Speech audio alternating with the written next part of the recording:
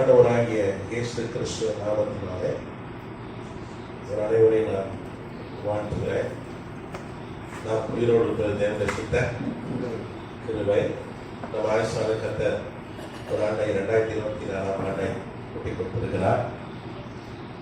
ஜனவரி 1 முதல் நாளே ஜப்பான் அப்படியே குலுங்கிச்சு. நிறைய பேர் மறிச்சு போனாங்க. மிகப்பெரிய பூமி அதிர்ச்சி. அது மாத்திரம் நம்ம சென்னையில் வந்து என்ன இருக்கும் யோசிப்பாங்க. மிகப்பெரிய சேதம். கர்த்தர் கிருபையா நமக்கு ஜீவனை கொடுத்திருக்கிறார், நம்மை உயிரோடு வைத்திருக்கிறார். அல்லேலூயா. நம்மை காட்டிலும் ஜப்பானியர்கள் கெட்டவர்கள் அல்ல, ஆனால் தேவ கிருபை தான், தேவ இலக்கம் தான். கர்த்தர் நாமத்துக்கு ஸ்தோத்திரம். இன்னைக்கும் தொடர்ச்சியாக இந்த சீகன் பைபிள் இன்ஸ்டியூட் இந்த இறையியல் வகுப்புல நம்ம ஹெர்மெட்டிக்ஸ்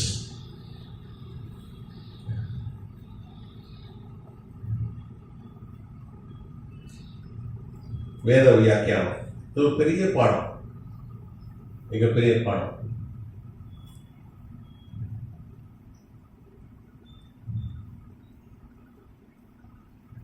அதில் பார்த்தீங்கன்னா இன்னைக்கு வேதமும்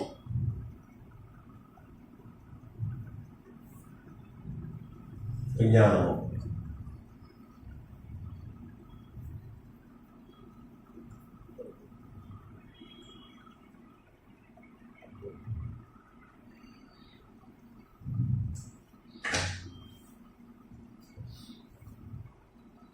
இங்கிலீஷ்ல எழுதுனா சயின்ஸ் இன் பைபிள்.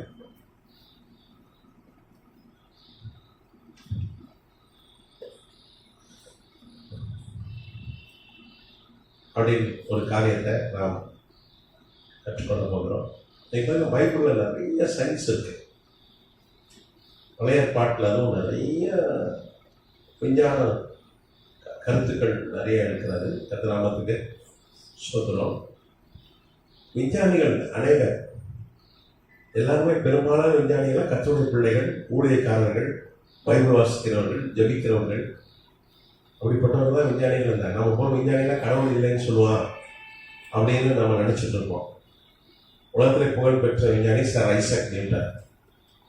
அவர் தான் வந்து புவி ஈர்ப்பு சக்தியை கண்டுபிடிச்சார். அது இல்லைன்னா அதான் பேசிக்கே, மிகப்பெரிய கண்டுபிடிப்பு. அவர் ஒரு பிரசங்கியார், அவர் ஒரு ஊழியக்கார், இங்கிலாந்தை சார்ந்த ஒரு ஊழியக்கார். அவர் அறிவியல் புஸ்தக கண்டுபிடிப்பு புஸ்தகத்தை விட அதிகமாக பைபிளை குறித்து தான் நிறைய எழுதுகிறார். பெரிய எழுத்தாளர். தானியல் தீர்க்கதரிசி புஸ்தகம் பெரிய ஒரு வியாக்கியானம் எழுதியிருக்கார், நல்ல அருமையான வியாக்கியானம். அதை கூட நான் நிறைய படிச்சிருக்கேன், உங்களுக்கு பிரயோஜனமாக இருக்கும். அதே மாதிரி தாமஸ் ஆல்வா எடிசன் நிறைய பல்பு, பேட்டரி இல்லை எவ்வளோ பெரிய கண்டுபிடி. பேட்டரியிலாம் வந்து கார் ஓடாது, பேட்டரியிலாம் இன்வெர்டர் கிடையாது, கரண்ட்டே இல்லைன்னு சொல்லலாம். பேட்டரியில் ஸ்டோர் பண்ணி தானே கரண்ட் தரான், அப்படிதானே. அப்புறம் சினிமா ப்ரொஜெக்டர் நிறைய அவர் தான் கண்டுபிடிச்சார். அவரும் நல்ல பைபிள் வாசி ஜபிக்கிற ஒரு நல்ல கிறிஸ்துவர். ஆல்பர்ட் ஐன்ஸ்டீன் ஒப்பற்ற ஒரு விஞ்ஞானி, ஃபாதர் ஆஃப் ஆட்டம்ஸ் சொல்லலாம். அவர் அணுக்களின் ஒரு அணு எப்படி பிளக்கணும்னு சொல்லி அவர் தான் முதல் கண்டுபிடித்தார். அவரும் பார்த்தீங்கன்னா ஒரு ஊழியக்கார், அவரும் ஊழியம் செய்கிறவர் தான். அவர் வந்து சபையில் ஒரு அந்த இதில் கொயரில் இருப்பார், இசை வாசிப்பார், வயலின் வாசிப்பார், நல்லா பாடுவார். கர்த்தநாமத்துக்கு ஸ்தோத்திரம். அப்போ பைபிள்ல இருந்து நிறைய காரியங்களை படித்து நிறைய விஞ்ஞானிகள் கண்டுபிடிச்சாங்க. நிறைய கண்டுபிடிப்புகள்லாம் பைபிள் வாசி தான் அவங்களுக்கு புலப்பட்டிருக்கிறது. சரியா? அப்போ சில காரியங்களை நாம் இன்னைக்கு அதை வந்து ஆய்வு செய்வோம். ஏன்னா நமக்கு அறிவியல் அவசியமா இருக்கு, அறிவியல் நமக்கு தேவையா இருக்கிறது. கர்த்தநாமத்துக்கு ஸ்தோத்திரம். வாசிக்கலாம். யாத்ரா புஸ்தகம் 2ஆம் அதிகாரம் 3ஆம் வசனம்.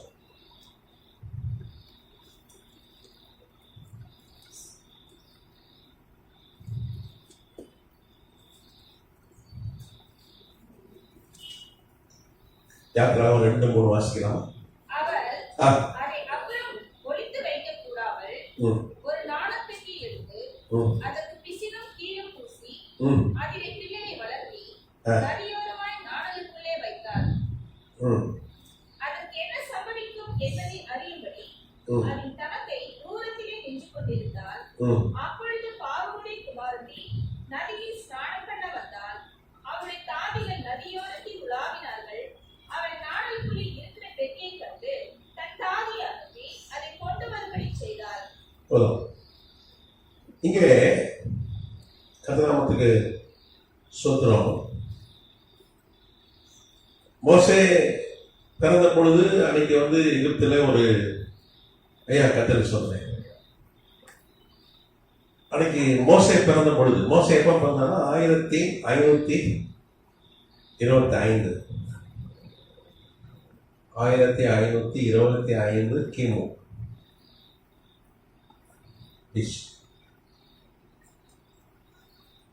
அவன் எங்க பிறந்தான்? எகிப்துல எபிரேய குடும்பத்துல பிறந்தான். அவன் பிறக்கிறதுக்கு பாத்தீங்கன்னா ஒரு 14 வருஷத்துக்கு முன்னாடி, அவன் பிறக்கிறதுக்கு ஒரு 14 வருஷத்துக்கு முன்னாடி 1539 ராஜா என்ன பண்றான்? ஒரு சட்டம் போடுறான். பார்வோன் என்ன பண்றான்? ஒரு சட்டம் போடுறான்.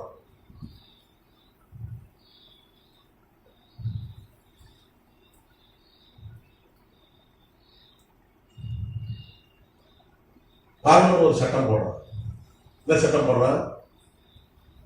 ஆண் பிள்ளை பிறந்தா கொண்டுடணும். அதுக்கு சிப்பூரான் பூவாள்ல 2 மருத்துவ வச்சை நியமிக்கிறான். அவர்கள் யாருன்னா எபிரேய பெண்களுக்கு பிரசவம் பார்க்கிற மருத்துவச்சிகள். அப்போ ஆம்பளை பிள்ளைனா கொண்டுடணும், பெண் பிள்ளைனா என்ன பண்ணிக்கலாம்? அடிச்சுக்கலாம் அப்படின்னு சொல்லி ஆம்பளை பிள்ளைலாம் கொல்லப்பட்டார்கள். அது தக் மோசே 1 ஒரு ராஜா தான் சட்டத்தை கொண்டான்.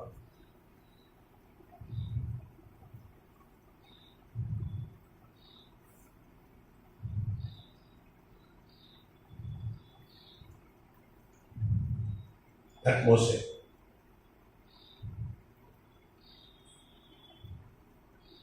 ஒன்றாம் மோசே. இந்த சட்டத்தை கொண்டு வந்தது யாருன்னா மோசேவுடைய தாத்தா தான், வளர்ப்பு தாத்தா.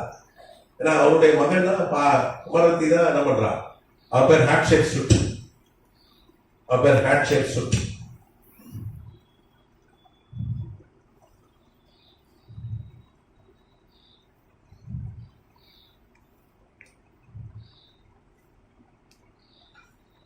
ஹேட்ஷேப் சுருட்டுடைய தந்தை தான் தக்மோசே.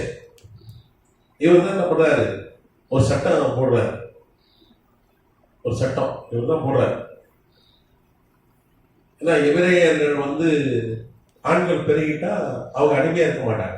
எகிப்துக்கு அரசுக்கு விரோதமாய் அவங்க என்ன பண்ணிடுவாங்க? புரட்சியில ஈடுபட வாய்ப்பு இருக்கு. வேதமா தான் சொல்லுது, எதிரிகளோடு சேர்ந்து நம்மளுக்கு தொல்லையாகிடக்கூடாது. அதனால ஆண் வர்க்கத்தை என்ன பண்ணு? அடிச்சு போடு. பெண் பிள்ளைகள் பிறந்தா வேலை செய்வாங்க, அடிமையா வேலை செய்வாங்க அப்படின்னு சொல்லி அன்னைக்கு தக்மோசே. ஏன்னா பைபிள்ல பேர்லாம் வரலாற்றுல இருக்கிற பேர்லாம், வரலாற்றுல இருக்கிற பேர், பெரிய வரலாறு பின்னணி இருக்கிறது. இந்த வருஷங்கள்லாம் பைபிள்ல இல்லை, ஆனா வரலாற்றுல இருக்கு. ஏன் இதெல்லாம் ஆண்டவர் கொடுக்கலன்னா, இதெல்லாம் எழுதுனா பைபிள் ரொம்ப பெரிய புக்காயிரும், பல புக்காயிரும். ஒரு சின்ன பைபிளை நம்மளால தூக்கிட்டு வர முடியல. அவர் நிறைய புக்காயிட்டா என்ன பண்ண முடியும்? யாருமே தான் பண்ணுவோம். நிறைய புக்கு படிக்க வேண்டியது இருக்குப்பா. பைபிள்னு நிறைய பேர் பண்ணுவான். பைபிளே இப்பயே படிக்கிறது இல்லை சிலர். கர்த்தருக்கு ஸ்தோத்திரம். அதனாலதான் சிறு புத்தகமா கொடுத்துட்டு ஊழியர்களை நியமிச்சார் ஆண்டவர். பரிசுத்தாவிலே சகோதரர்களை போதிப்பார் ஃபர்ஸ்ட். அடுத்து போதகர்கள் ஊழியர்கள் அவங்க என்ன பண்ணுவாங்க? உங்களுக்கு கற்றுக் கொடுப்பாரு, அவங்க போதிப்பார்கள் சொல்லி ஆண்டவர் வச்சிட்டார். அதுதான் கர்த்தர் ஊழியர்களை எழுப்பி இருக்கிறார். கர்த்தருக்கு ஸ்தோத்திரம். இப்போ ஊழியர்கள் பார்த்தீங்கன்னா 12 கோத்திரம் இஸ்ரேல்ல, 12ல ஒரு கோத்திரம் லேவி. அவ 11 பேருக்கு ஒரு ஊழியக்காரன், 11 கோத்திரத்துக்கு ஒரு கோத்திரத்தை ஊழியக்காரனா வச்சார். அப்போ எத்தனை பேருக்கு ஒரு ஊழியக்காரன் இருக்கணும்? 11 பேருக்கு. 11 பேருக்கு ஒரு ஊழியர். நம்ம தமிழ்நாட்டில் எத்தனை கோடி இருக்கு? 8 கோடி. எத்தனை ஊழியர் இருக்கணும் தமிழ்நாட்டில்? 80 லட்சம். தமிழ்நாட்டில் எத்தனை ஊழியர்காரர் இருக்கணும் சொல்லுங்க? 80 லட்சம் ஊழியர் தமிழ்நாட்டில் இருக்கணும். அப்ப இந்தியா 140 கோடி. 140 கோடி இந்தியா. எத்தனை ஊழியர்காரர் இருக்கணும்? 14 கோடி. கிறிஸ்தவர்களே 14 கோடி இல்லை இந்தியாவில். கிறிஸ்தவர்களே 14 கோடி இல்லை என்றுதான் சொல்லணும். அப்போ கர்த்தருடைய கணக்கு. அதனாலதான் அவர் சொன்னார், அறுவடை மிகுதி ஆட்களும் கொஞ்சம், அறுவடைக்கு வேலையாட்களை அனுப்பும்படி பிதாவிடத்துல. அப்படின்னா என்ன அர்த்தம்? தமிழ்நாட்டுக்கு 80 லட்சம் ஊழியக்காரர் வேண்டாண்டவரை அப்படிதான் ஜெபம் பண்ணணும். இப்போ சென்னை நீங்க 3 மாநகராட்சியை பிரிஞ்சு கிடக்கு. சென்னை தாம்பரம் மாநகராட்சி, சென்னை மாநகராட்சி, அப்புறம் அந்த பக்கம் ஆவடி. ஒரு 2 கோடி பேர் இருக்கான். அப்போ சென்னைக்கு எத்தனை ஊழியர் வேணும்? 20 லட்சம் ஊழியர் பத்தாது. சில சொன்னாங்க சென்னையில் உதவ ஊழியக்காரர் இருக்காயா, தெரு ஊழியக்காரர். ஆனால் ஊழியர்கள் தேவை அதிகமாக இருக்கும். அப்போ உலக அளவில் 800 கோடி ஜனம் இருக்கு. அப்போ 800 கோடியில் 11க்கு 1ன்னா எத்தனை? ஒரு தோராயமாக 10% வச்சுக்கிட்டா எத்தனை ஊழியர் வேணும் உலக அளவில்? 80 கோடி ஊழியர் வேணும். 80 கோடி இருக்காங்களா ஊழியக்காரர்? இல்லைன்னு தான் சொல்லணும். ஒரு 8 கோடி ஊழியர் கூட இல்லைன்னு தான் நான் சொல்றேன். கட்டணத்துக்கு சோதனை ஜனங்கள் அப்படியே மெய்ப்பெறாத ஆடுகள் கூட இருக்கிறாங்க. நான் இன்னைக்கு ஒரு காணொளி பார்த்தேன். அதில் ஆப்பிரிக்காவில் ஒரு ஆள் இருக்கான், ஒரு நீக்கிறோம். கென்யாவை தாண்டி கென்யா பகுதியில் இருக்கான் ஆப்பிரிக்காவில். அவன் தன்னை இயேசுன்னு சொல்லிக்கிறான். அவனுக்கு 1 கோடி பேர் அவனை பின்பற்றான். ஆப்பிரிக்காவில் ரொம்ப ஃபேமஸ். தன்னை ஜீசஸ் சொல்லிக்கிறான், நான் தேவனுடைய குமாரன் அப்படின்னு சொல்லிக்கிறான். அவனுக்கு பெருங்கூட்டம் வருது. ஒரு நீக்கிறோம். அவன் 10 வயசுல அந்த வெளிப்பாடு வச்சான். 10 வயசுல தன்னை அறியாம சிலுவை வரைஞ்சிட்டான். அப்போ கேபிரியல் தூதன் தோண்டி சொல்லிட்டான், நீ தான் தேவனுடைய குமாரன். அந்தி கிறிஸ்து நாவி வேதம் சொல்லுது, கள்ள கிறிஸ்துகள் தோன்றுவாரு. அப்படிதானே? அந்த காலத்துல யோவான், அந்த காலத்துல யோவானை அதை எழுதும்போது அவனுக்கு கிபி 90 எழுதுகிறான். ஆண்டவராக இயேசு கிறிஸ்து மரித்து உயிரோடு எழுந்து 60 வருஷம் கழிச்சு அந்தி கிறிஸ்து நாவி இன்னைக்கு உலகத்துல இருக்கு அப்படின்னு சொல்லி எழுதுறான். அப்பவே வந்துட்டாங்க நான் கடவுள்னு சொல்லிட்டு. இன்னைக்கு அநேகர் எழுப்பி இருக்கிறாங்க. அவனே 1 கோடி பேர் சேர்த்து வச்சிருக்கான். ஜனங்கள் சீரழிந்து கொண்டிருக்கிறார்கள். கள்ள போதவர்கள் என்ன பண்ணாங்க? சீரழிச்சிட்டு இருக்காங்க. கள்ள கிறிஸ்துக்கள் தோண்டி இருக்கிறார்கள். அதனாலதான் ஆண்டவர் சொன்னாரு, அறுவடை மிகுதி ஆட்களும் கொஞ்சம். அப்ப நம்ம சென்னைக்கு எத்தனை லட்சம் வேணும் ஊழியர்கள்? 7 லட்சம் ஊழியர் வேணும். தமிழ்நாட்டுக்கு எவ்வளவு வேணும்? 8 கோடி. அதுக்காக நம்ம ஜெபிக்கிறோம். அதான் வேதம் ஜெபக்குறிப்பு தானே சொல்றாரு ஆண்டவர். ஜெபிக்க சொல்லி தானே சொல்றாரு. அதை பிடிச்சி நம்ம என்ன பண்ணோம்? ஏன்னா 11 பேருக்கு ஒரு ஆளை நியமிச்சார், லேவியரை. அப்போ அப்படி ஊழியர்களை கர்த்தர் எழுப்பணும். கர்த்தர் நாமத்துக்கு ஸ்தோத்திரம். இங்க பாத்தீங்கன்னா மோசே பிறந்த போது ஒரு சட்டம் இருக்கிறது. அதனால அவர்கள் என்ன பண்ணிட்டாங்க? அவர் லேவி கோத்திரத்தை சார்ந்தவர். அன்னைக்கு லேவியர்கள் வந்துதான் கர்த்தர் ஊழியக்காரனா நியமிச்சிருக்காரு. மோசையை ஒழித்து வைக்கிறாங்க. 3 மாசம் அளவும் ஒழிச்சு வைக்கிறாங்க. நீங்க வேற அழகாசு வந்து ஒழித்து வைக்கப்பட்டார் 3 மாதம். நீங்க வரலாறு படிச்சீங்கன்னா வரலாறு சொல்லுது, அவனுக்கு பொம்பளை பிள்ளை ட்ரெஸ் போட்டு, அவனுக்கு பொம்பளை பிள்ளை மாதிரி முடியெல்லாம் வாரி, கொலுசு, நம்ம ஊர் பாசையில் கொலுசுலாம் போட்டு எல்லாம் போட்டு பொம்பளை பிள்ளை பேர் வேற வச்சு மோசைக்கு அப்படிதான் கூப்பிட்டாங்க. ஏன்னா பக்கத்து வீட்டுக்காரனே என்ன பண்ணிடுவான், என் பிள்ளை செத்து போச்சு, உன் பிள்ளை என்ன உயிரோடு வச்சிருக்கேன்னு போட்டு கொடுத்துருவான். புரியுதா? அதுக்கு பயன் 3 மாசம் அளவும் அந்த பிள்ளைய ஒழிச்சு வச்சாங்க. அதுக்கப்புறம் கண்டுபிடிச்சிட்டாங்க. அதனாலதான் வேற வழி இல்லாம, அதான் யாத்திராம 2-3 மாசம் அவங்க அம்மா அவங்க குடும்பத்தை என்ன பண்றாங்க, ஒரு நாணல் பெட்டியில, திரும்ப ஒரு வாட்டி வாசிங்க.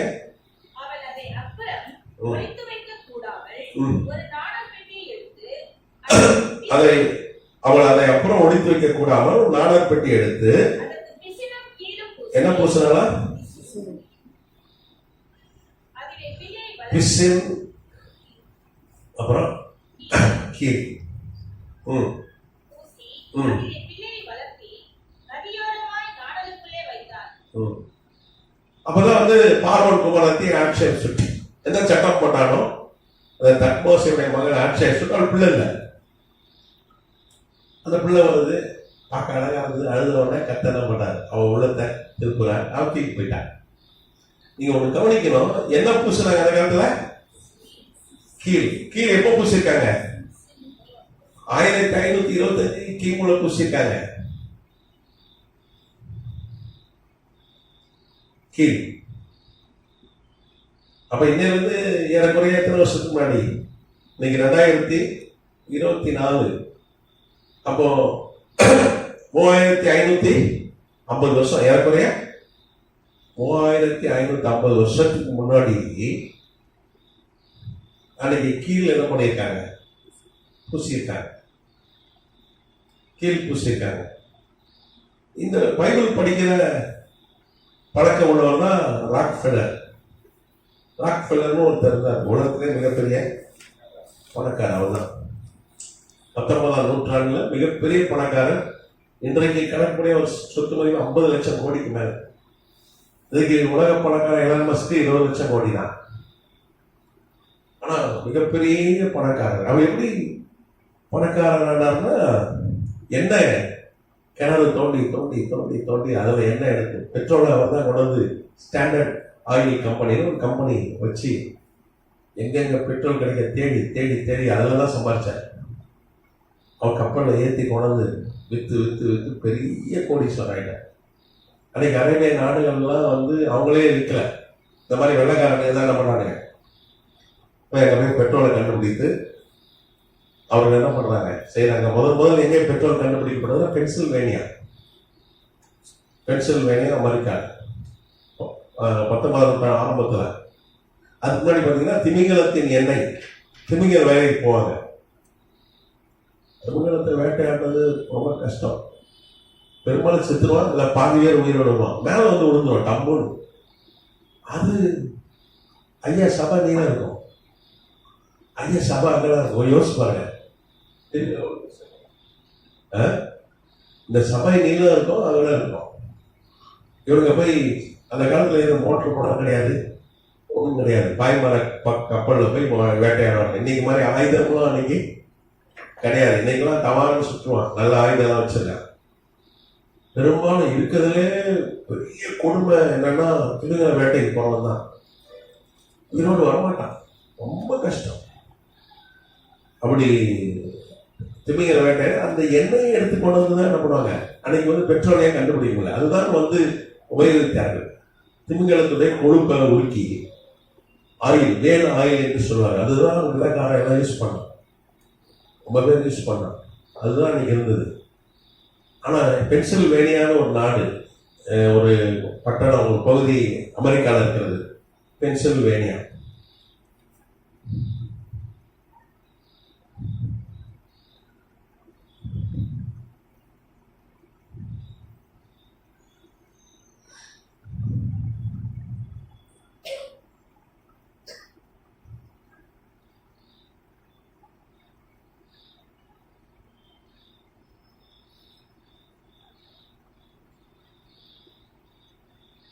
இங்கதான் ஃபர்ஸ்ட் பெட்ரோல் கிணறு கண்டுபிடிக்கப்பட்டது. இப்போ அந்த ராக்ஃபெல்லர் பைபிள் வாசிக்கிற பழக்கம், மிகப்பெரிய பணக்காரர். நான் சொன்னேன் 50 லட்சம் கோடிக்கு மேல அதிபதி, மிகப்பெரிய பணக்காரர். நமக்கு ஒரு 50 லட்சம் கூட பைபிள் வாசிக்க நிறுத்திடும் போதையா, 50 லட்சம் வந்துட்டேன். ஒரு 5 லட்சம் கூட நம்மளால சிட்டா பறந்துடுவான். இதை எடுத்துட்டு பைபிள் வாசிக்கிற நேரம் ஒரு 5 லட்சம் இருக்கியா, இதுக்கே செலவு பண்ணிட்டு வருவான்னு ஏதாவது பண்ணிட்டு வருவான். ஆனா அந்த அவ்வளவு பெரிய பணக்காரன். அது 19ஆம் நூற்றாண்டு. இன்னைக்கு மாதிரி பைபிள் இன்னைக்கு 800 கோடி பைபிள் இருக்கு. எத்தனை கோடி இருக்கு? 800 கோடி பைபிள் இருக்கு.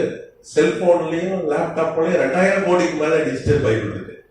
அன்னைக்கு ஏது செல்போன், அன்னைக்கு ஏது லேப்டாப், பைபிள் புக்கில் தான் படிக்கணும். அன்னைக்கு இன்னைக்கு மாதிரி உங்களுக்கு கரண்ட் வசதி, மின்சார வசதிலாம் இவ்வளோ கிடையாது. இதெல்லாம் நல்ல வெளிச்சதுலாம் நல்லா செல்போன்ல படிக்கிறோம். அப்போ பைபிள் வாசிக்கிறோன்றது ஒரு பெரிய விஷயம். அன்னைக்கு எந்த அளவுக்கு பைபிள் கிடையாது. பைபிள்லாம் ரொம்ப அன்னைக்கு பிரிண்டிங் ப்ரெஷர்லாம் வந்த புதுசு. அப்போ ஒரு பைபிள் வச்சு அவர் பைபிள் வாசிக்கிறவராக இருந்தார். அப்போதான் ஒரு நாள் நல்ல ஜபத்தோட பைபிள் வாசிப்பார். கடமைக்கு சிலதான் நம்ம கடமைக்கு பைபிள் வாசிப்பாங்க. என்னையா படித்தேன், ஏதோ படித்தேன் கடமைக்கு, அதை புரிஞ்சுக்கிட்டு படிக்கிறது. இவரெல்லாம் ஜபம் பண்ணி புரிஞ்சுக்கிட்டு இந்த பைபிள் வாசிக்க. அப்போதான் இந்த யாத்திரை 2-3 வாசிக்கிறார். இங்க கீழ்னு போட்டிருக்கேன். இந்த கீழே பெட்ரோல் இல்லை. அப்போ அந்த காலத்துல மோசே பிறந்த போது அப்போ பெட்ரோல் கிணறு, அந்த கோசேன்ற பகுதியில் தான் அவங்க குடியிருந்தார்கள். தெற்கு எகிப்து இந்த நைல் பக்கத்துல கோசேன்னு ஒரு பகுதியில் தான் குடியிருந்தார்கள். பைபிள் இருக்கு. அப்போ அன்னைக்கு அவர் பாருங்க, ஆண்டவர் கண்ணை திறக்க, அவர் கண்ணை திறக்கிறார். எப்படி வாசிக்கிறாங்க? பைபிளோட கடமைக்கு வாசிக்காம இதுல ஏதாவது நமக்கு ஆண்டவர் பேசணும் அப்படின்னு சொல்லி அந்த வேத வசனம் கர்த்தருடைய வார்த்தை நம்ம அப்படிதான் வாசிக்கணும். பைபிள் வாசிப்பது ஆண்டவரே இந்த பைபிள் மூலமா கூட பேசுங்க, வசனம் மூலமா பேசும், வசனங்கள் பேசும், அப்படியே உயிர் பெற்று எழும். பார்த்துருக்கீங்களா? வசனங்கள் உயிர் பெற்று எழும். அப்படிதான் அந்த வசனம் உயிர் பெற்று எழுந்திருக்கு. அதை வாசிக்க கீழ் போட்டிருக்க. அப்ப பெட்ரோலா? அப்ப அந்த காலத்துல பெட்ரோல் இருந்திருக்கியா? உடனே அவங்களுடைய இன்ஜினியர்லாம் கூப்பிட்டார், போகையா எகிப்துக்கு, கோசேல போய் கண்டுபிடிங்க. அவர்கள் போனாங்க. வட்டி அன்னைக்கு 1866 கிபி. இப்ப கிபி அட இந்த வந்து எத்தனை வருஷத்துக்கு முன்னாடி? ஒரு 150 வருஷத்துக்கு முன்னாடி. மன்னிக்கணும் 200 150 வருஷத்துக்கு முன்னாடி எகிப்து.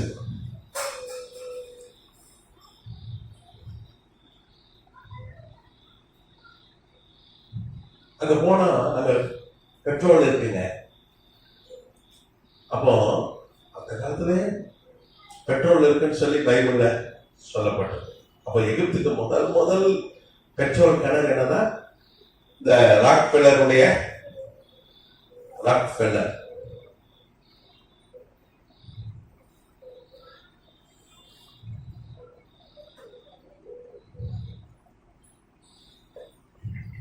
இவர் அமெரிக்கன், USA.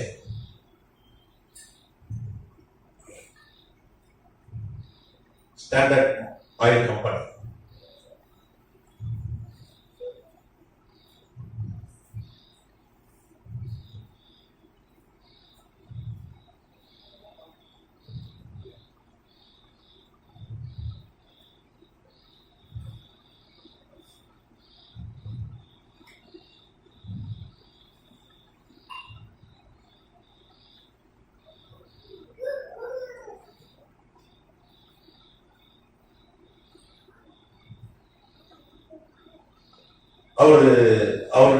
அவர் அனுப்பின விஞ்ஞானி பேர் வந்து பார்த்தீங்கன்னா சார்ல்ஸ் விட்ஷாட்.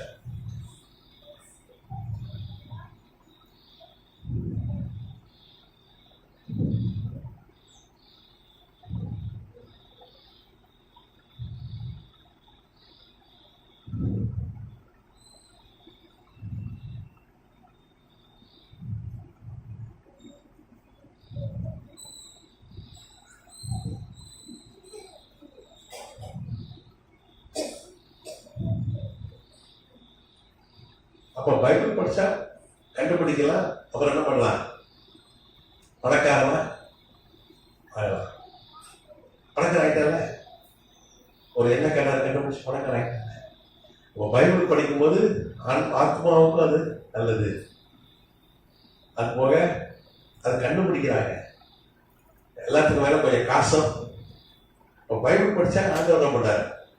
காசு தராரு. நான் சின்ன வயசா இருக்கும்போது ஒரு கிராமத்துக்கு போயிருந்தேன். அங்க பைபிள் படிச்சா காசு கொடுப்பாரு ஒருத்தர். அந்த ஒரு சர்ச் இருந்தது. அதான் பைபிள் படிச்சா அந்த நான் தான் தருவேன். நான் பெரிய காசு. பைபிள் படிக்கணும், படிச்சியா இருந்தா நாள் ஒரு ஹோட்டல் வச்சுட்டார் அந்த கிராமத்துல. அப்போ ஆண்டவர் பாருங்க பெரிய ஒரு எண்ணெய் கிணறே கொடுத்தார். எகிப்துக்கு தான் எண்ணெய் கிணறு. ஒருத்தர் பைபிள் வாசனால எகிப்து ஆசீர்வதிக்கப்பட்டது, ராக்ஃபெல்லர் ஆசீர்வதிக்கப்பட்டார். கர்த்தராமத்துக்கு சோதரம். அப்ப பைபிள்ல பெற்றோர் குறித்து எங்க சொல்லப்பட்டிருக்கிறது? யாத்திராமத்துல சொல்லப்பட்டிருக்கிறது. நீங்க பாத்தீங்கன்னா ஆதியாகமம் 11:3 வாசிங்க. ஆதியாகமம் 11:3.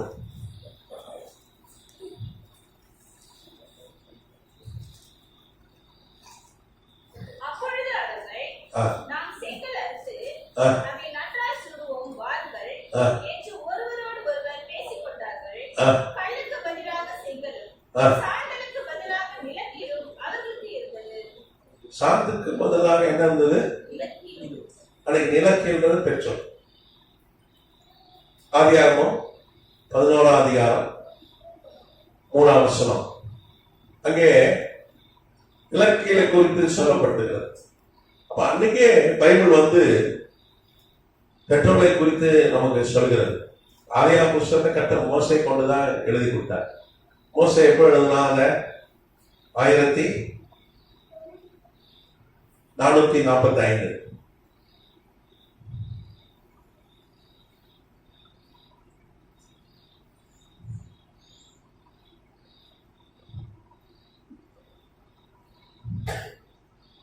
கர்த்தர் 1445 கிமுல மோசை கொண்டு கர்த்தர் நமக்கு எழுதி கொடுத்த ஒரு காரியம். நீங்க பாத்தீங்கன்னா பாபேல் கோபுரம் கட்டாங்க. பாபேல் கோபுரம் 2100 கிமு முன்னாடி கட்டப்பட்டது. 2100னா இன்னையில 4100 வருஷத்துக்கு முன்னாடி அது கட்டப்பட்டது. பாபேல் கோபுரம் மிச்சங்கள் இன்னைக்கும் ஈராக்ல இருக்கு. பாபேல் கோபுரம் நின்று போச்சு பாருங்க. அதுல மிச்சங்கள் இன்னைக்கும் இருக்கு. அதுதானே கர்த்தர் நம்ம மொழியை என்ன பண்ண சிதறடிச்சார். முதல்ல ஒரே ஒரு மொழி இவரே மொழி தான் உலகக்குள்ள. அங்க எல்லாம் நம்ம ஈராக்லயே செட்டில் ஆயிடலாம் அப்படின்னு சொல்லிட்டு என்ன பண்ணாங்க, அவங்க ஒரு கோபுரத்தை கட்டினாங்க. ஆனா கர்த்தருடைய திட்டம் இல்லை, உலகையில சிதறி பூமியை நிரப்புறதான் கர்த்தருடைய திட்டம். அதனால என்ன பண்ணாரு, இவனை சிதறடிக்கிறதுக்காக ஒரு குழப்பத்தை உண்டு பண்ணார். அதை அனுமதித்தார். மொழி என்கிற ஒரு எல்லாம் சிதறண்டு போகப்படுது. அப்போ அதை கட்டும் போதே அப்பவே பெட்ரோல் பத்தி சொல்லப்பட்டு, அப்போ பெட்ரோல் அன்னைக்கே பைபிள்ல அன்னைக்கே பைபிள்ல சொல்லப்பட்டது. கட்டுராமத்துக்கு இன்னைக்கு உலகத்துல பெரிய அரசியல் ஆயில் பெட்ரோலியம் அரசியல் தான் இன்னைக்கு உலக அடிப்படை. இன்னைக்கு இஸ்ரேல் ஹமாஸ் சுத்தம் என்ன, ஹமாஸ் இஸ்ரேல் விரோதமா இவ்வளவு பெரிய இவ்வளவு நாள் எத்தனை நாள் ஆச்சு தொடர்ந்து போர் நடந்துட்டு இருக்கு. ஈரான் ஒரு பக்கம், மத்திய ஆசியாவே ஒரே குழப்பம். அதெல்லாம் காரணம் பெட்ரோல். அதுல அந்த பெட்ரோல் கண்டுபிடித்து அதுல வர வருமானத்தை தான் இன்னைக்கு பெரிய உலகத்துல பெரிய ஒரு குழப்பம், தீவிரவாதம். ஆயில வச்சுதான் இன்னைக்கு என்னது அரசியலே, உலக அரசியலே இருக்கிறது. அந்த ஆயில அன்னைக்கே பைபிள் சொல்லுது. ஆதியாகமம் 11ஆம் அதிகாரம் 3ஆம் வசனம் 2100 அப்பவே பெட்ரோலை குறித்து வேதத்துல பதிவு செய்யப்பட்டது. ஆனா பெட்ரோலை எப்போ கண்டுபிடிச்சாங்க? 19ஆம் நூற்றாண்டு ஆரம்பத்துல தான். மனுஷனுக்கு 50 அப்புறம் தான் பெட்ரோல் கண்டுபிடிக்க முடியுது. அதுக்கு முன்னாடி ஏதோ ஒரு கீழ் ஏதோ யூஸ் பண்ணிக்கிட்டான், அதை எரிச்சிருப்பான் அந்த காலத்துல. அவனுக்கு தெரியாம ஏதோ யூஸ் பண்ணியிருப்பான் கட்டுமானத்துக்கு.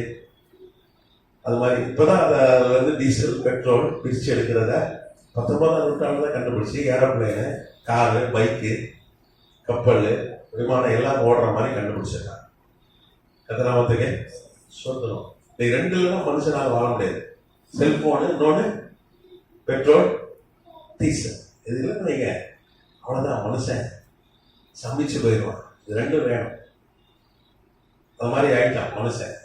அப்போ அன்னைக்கு பெட்ரோலை குறித்து அன்னைக்கே சொல்லப்பட்டிருக்கு. கத்தராமத்துக்கு சொந்தம். சரி, இதை எழுதிட்டீங்கன்னா அழிக்கலாமா? அதை போட்டோ எடுத்தீங்கன்னா தம்பி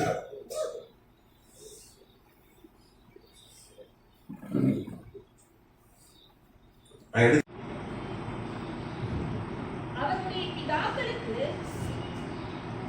எரேமியா 33:22 எண்ணப்படாததும் ஆ கடற்கரை ஆ. நான் என் தாசனாகிய தாவீதின் சந்ததியையும் ம். எனக்கு ஊழியம் செய்கிற லேவியரையும் ம். வர்த்திக்க பண்ணுவேன் என்று கர்த்தர் சொல்லுகிறார் என்றார். ஸ்தோத்திரம். எரேமியா 33:22 சொல்லுது, நட்சத்திரங்கள் எண்ண முடியாதவைகள் அப்படின்னு சொல்லப்பட்டிருக்கு. நீங்க ஆதியாகமம் 22:17 கூட வாசிங்க. ஆதியாகமம் 22:17.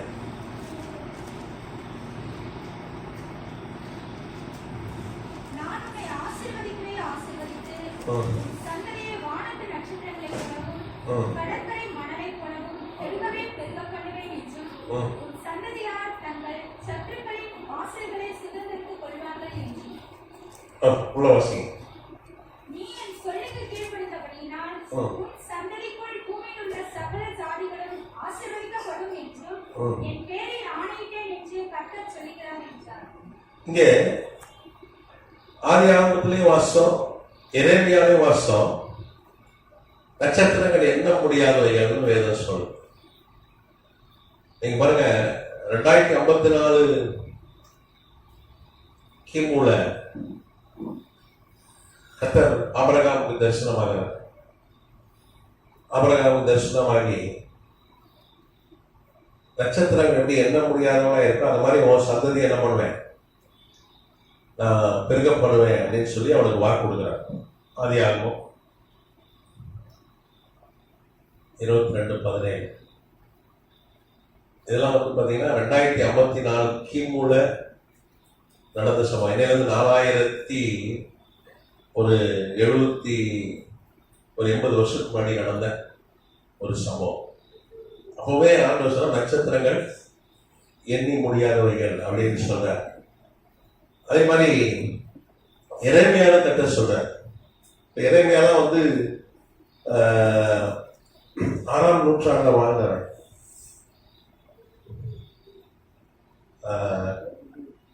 கிமு 6ஆம் நூற்றாண்டுல வாழ்ந்தவன் எரேமியா. அப்ப எரேமியா கொண்டு கர்த்தர் உரைக்கிறார். எரேமியா தான் இதை வந்து 609 கிமுல கிமு பிசி.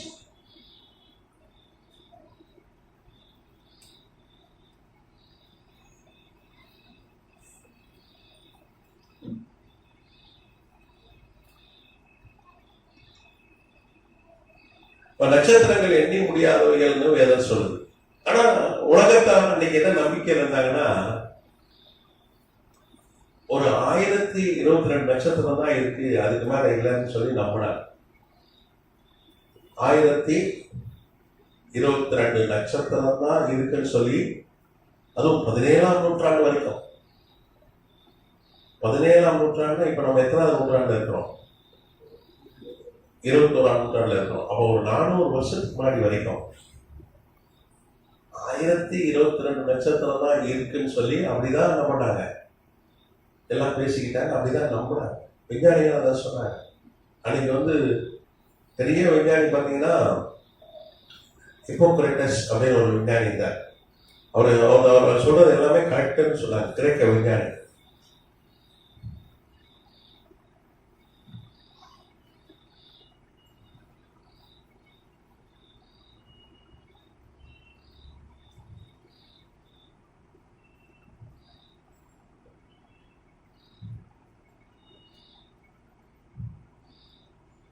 கிரேக்க விஞ்ஞானி.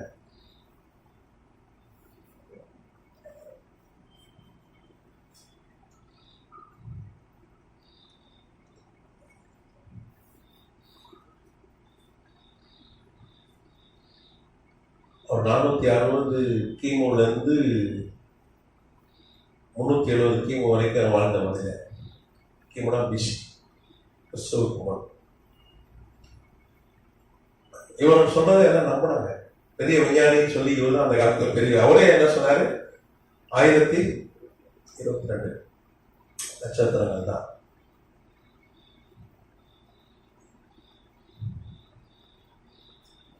இவங்கெல்லாம் பைபிள் படிச்சிருந்தா கரெக்டாக சொல்லியிருப்பாங்க, நட்சத்திரத்தை எண்ண முடியாது. ஆனா ஆண்டவர் அப்பவே சொல்லிட்டார். மோசே தான் ஆதியாகமத்தை எழுதுறான். மோசே எப்போ எழுதுறான் ஆதியாகமத்தை? 1445 கிமுல எழுதுறான். ஏறக்குறைய 600 ஆண்டுகள் கழித்து எழுதுறான். ஆபிரகாம் சம்பவம் நடந்து 600 அப்படியே சொல்லிட்டார். அவன் எண்ண முடியாது, என்ன கேட்ட சொல்ல நட்சத்திரங்களை எண்ண முடியாது. அப்புறம் 17ஆம் நூற்றாண்டுல தான் கெப்லர்னு ஒரு விஞ்ஞானி அன்னைக்கு டெலஸ்கோப் எல்லாம் கண்டுபிடிச்சாரு. அது மாதிரி வெறும் கண்ணை தான் பார்த்தாங்க. இன்னைக்கு ஜேம்ஸ் வெப் கேமரான்னு சொல்லிட்டு ஜேம்ஸ் வெப் டெலஸ்கோப் ரொம்ப எத்தனையோ 1000 கிலோமீட்டர் அப்பால இருக்கிறதே பார்க்க முடியும். அப்படிலாம் இன்னைக்கு தொலைநோக்கிகள் டெலஸ்கோப்லாம் வந்துட்டு. அன்னைக்கு இவ்வளவு பெரிய விஞ்ஞான வளர்ச்சி இல்லை. அன்னைக்கு கெப்லர்.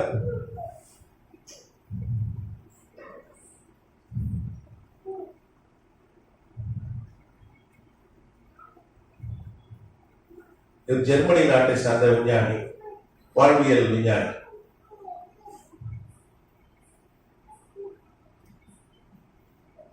பதினேழாம் நூற்றாண்டை சார்ந்தவர். இவர்தான் முதல் சொன்னார், எப்ப 1022 இல்லப்பா, எண்ணி முடியாத கோட்டிக்கணக்கான நட்சத்திரங்கள் இருக்கு. ஆனா அன்னைக்கு பைபிள் அன்னைக்கே சொல்லிச்சு. பைபிள் ஒரு அறிவியல் புஸ்தகம் சொல்லுது. அப்பயே சொல்லிட்டாரு, ஏன்னா படைச்சது அவர் தானே, நட்சத்திரங்களை பேர் சொல்லி அழைக்கிறவர் அப்படிதானே, நட்சத்திரத்தை உண்டாக்குறதே அவர் தானே, உருவாக்குறது தெரியாதா? அப்படிதானே. நம்ம அம்மா வீட்டுல இட்லி சுடும் போது கரெக்டா சொல்லுவாங்க, 32 இட்லி சுட்டாடா, 24 பூரி சுட்டாடா சொல்லவா மாட்டாங்களா? எங்க போச்சு எல்லாம் சொல்லுவாங்களா இல்லையா? இத்தனை வடை சுட்டாங்கடா, எங்கடா? கரெக்டா? அதே மாதிரி அதை உருவாக்குனார் கர்த்தர்.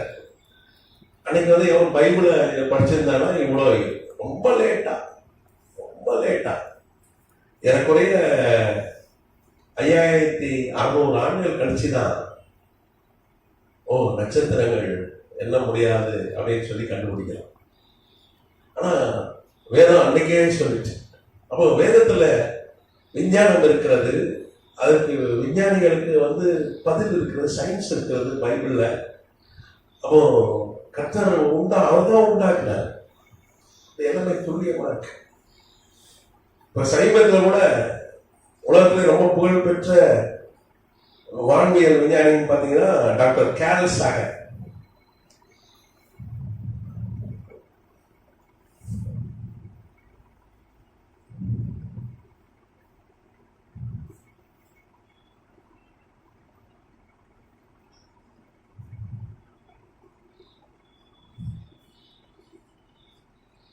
அவர் 1996 வரைக்கும் இருந்தார். அமெரிக்கா சேர்ந்த விஞ்ஞானி.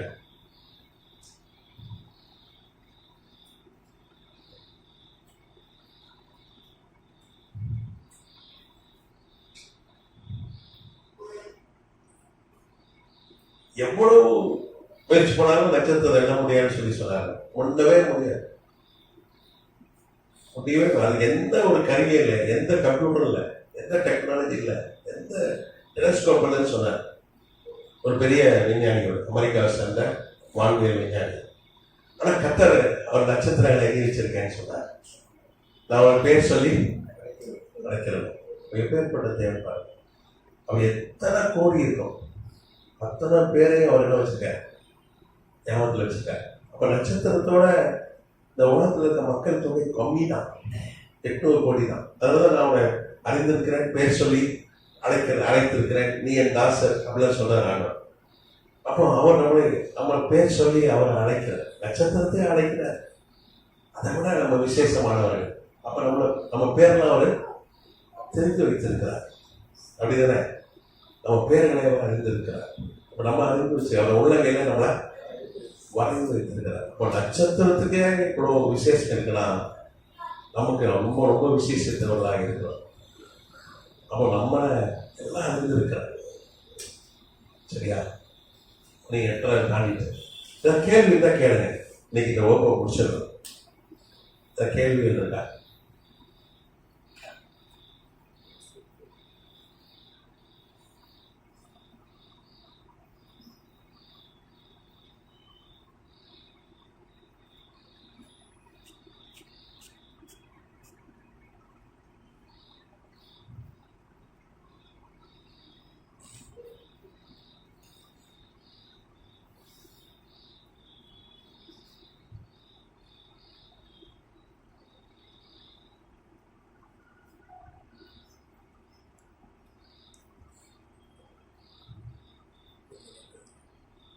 வந்து 2054 வந்து கிமு.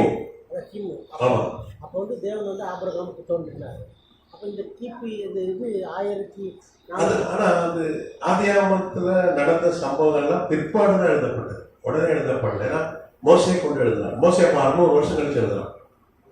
600 வருஷம் கழிச்சு கர்த்தர் அவனுக்கு கொடுக்குறார், வெளிப்படுத்துறார். ஃபர்ஸ்ட் பைபிள் மோசை தான் எழுத துவங்குறான். கர்த்தர் அவனை கூட எழுத ஆரம்பிக்கிறார். 1525 பிறந்தான். அப்ப குறையும், கீபோர்டு கொஞ்சே வரும். இப்ப நம்ம கீப்பர் ஏறிட்டே போவோம்.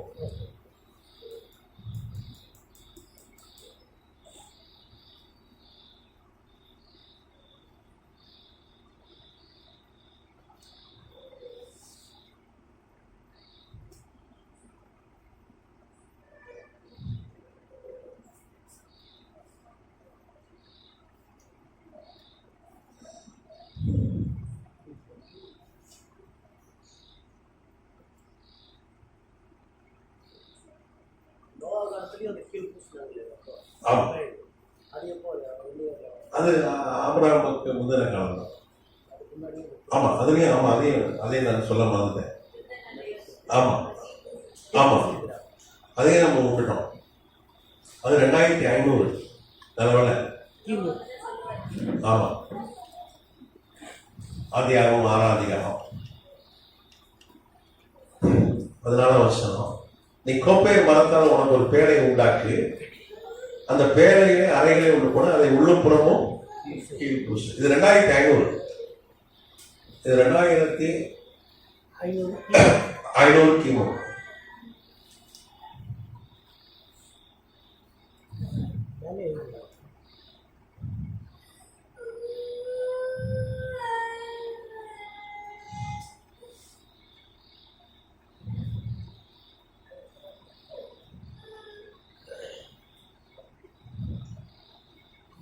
அந்த காலத்துல கீழ் பெட்ரோல் மாதிரி அது ஒரு தார். இப்ப தார் அதுல தான் எடுக்கிறாங்க, பெட்ரோல்ல இருந்து தான் தாரை எடுக்கிறாங்க. ஆமா, இப்ப பெட்ரோல்ல தான் மெழுகு எடுக்கிறாங்க. ஆமா, பெட்ரோலுடைய பை ப்ராடக்ட் தான் தார். பெட்ரோல் டீசல் எடுத்து போக மிச்சம் தாரு, கெரோசின், டீசல், பெட்ரோல். ஆமா வேற எங்கேயும் இல்லையா? ஆமா. வேற எங்கேயும் இல்லை. அப்போ ஆதியாகம் கரெக்ட். ஆதியாகமத்துக்கு நோவா காலத்துல 2500 வருஷம், இன்னைக்கு வந்து 4500 வருஷத்துக்கு முன்னாடியே பெட்ரோல் கொடுத்து நோவா கற்றுக் கொடுக்குறாரு. ஆமா,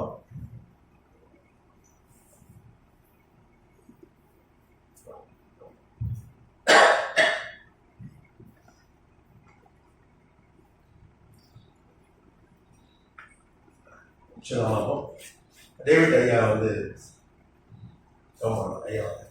ஐயா பார்த்து ரொம்ப நாள் ஆச்சு. கையில் இல்லையா? சரி,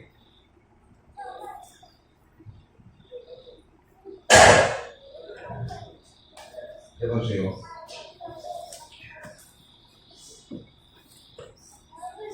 ஆண்டவர் நமக்கு கற்றுக் கொடுத்த இந்த வேத பாடங்களுக்காக ஆண்டவருக்கு நன்றி செலுத்துவோம். கர்த்தர் தம்முடைய தாசனை கொண்ட அநேக காரியங்கள் நமக்கு நாம் விளங்கிக் கொள்ளுகிற விதமாய் அதை நமக்கு எளிய முறையிலே கற்றுக் கொடுக்க நல்ல வேத அறிஞரை கர்த்தர் நமக்கு கொடுத்திருக்கிறார். வாரந்தோறும் வந்து அவர் நமக்கு செய்கிற இந்த ஊழியம், உன்னதமான ஊழியம், கர்த்தருடைய நாமத்துக்கு மகிமை உண்டாகிற கர்த்தர் அவர் ஆசீர்வதிப்பார். ஜெபம் செய்வோம்.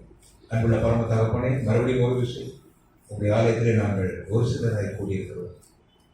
ஆனால் நீர் மகா பெரியவர், நீர் ஆதி முதல் இருக்கிறவர், ஆதியும் அந்தமுமானவர். உங்களுடைய சமூகத்தில் இருப்பது எங்களுக்கு ஒரு பெரிய பாக்கியம். ஆண்டவரே, நாங்கள் இன்றைக்கு பாக்கியவான்களும் பாக்கியவதிகளுமாக இருக்கிறோம். இந்த நாள் ஒரு விசேஷமான நாளை எங்களுக்கு கொடுத்தீர். ஆண்டு 2024ஆம் ஆண்டு ஜனவரி 10ஆம் நாள் இது கர்த்தர் உண்டு பண்ணின நாள். இதில் இந்த இரவு வேளையிலும் ஆண்டவரை நீர் எங்களோடு பேசிக் கொண்டிருக்கிறீர். உடைய வார்த்தை எங்களிடத்தில் ஜொலித்தது. வேதத்தை நாங்கள் ஆராய்ந்து பார்க்கும் பொழுது ஆண்டவரே எங்களுக்கு அது பிரமிப்பாக இருக்கிறது. எங்களுடைய அறிவுக்கு அது எட்டாததாக இருக்கிறது. நீர் சர்வ வல்லமுள்ளவர், நீர் சர்வ ஞானி, சகலத்தை உண்டாக்கினவர், உலகங்கள் உண்டாவதற்கு முன்னமே இருக்கிறவர், நீர் ஆதியும் அந்தமுமானவர், நீர் ஆல்பாவும் ஒமேகாவுமானவர். ஆண்டவரை உலகங்களை படைக்கிறதுக்கு முன்னமே இந்த நாளிலே இன்னது நடக்கும் என்பதை நீர் அறிந்திருந்தேன். ஆண்டவரை ஆதியிலே ஆண்டவருடைய தாசர்கள் கொடுத்த நல்ல வேத வெளிச்சத்துக்காக, ஞானத்துக்காக ஸ்தோத்திரிக்கிறோம். மோசை கொண்டு நீர் ஆண்டவரை எழுதின அந்த முதல் 5 புத்தகங்களுக்காக ஆண்டை துதிக்கிறோம், ஸ்தோத்தரிக்கிறோம். ஆண்டவரே, மகா வல்லமையான ஆண்டவரே காரியங்களை நீர் உங்களுடைய தாசர்களுக்கு வெளிப்படுத்தியிருக்கிறேன். ஆண்டவரே, இன்றைக்கு நாங்கள் கற்றுக்கொண்ட காரியங்கள் எங்களுக்கு வியப்பாய் இருக்கிறது. ஆனால் இவைகள் எல்லாம் ஆதி முதலாய் இருக்கிறது என்பதை இப்பொழுது நாங்கள் அறிந்திருக்கிறோம். ஆண்டவர் உலகங்களை உண்டாக்கினவர், மனிதனுக்கு என்னென்ன தேவை, இதையெல்லாம் அவன் எப்படி பயன்படுத்துவான் என்பதெல்லாம் நீர் அறிந்திருந்தீர்.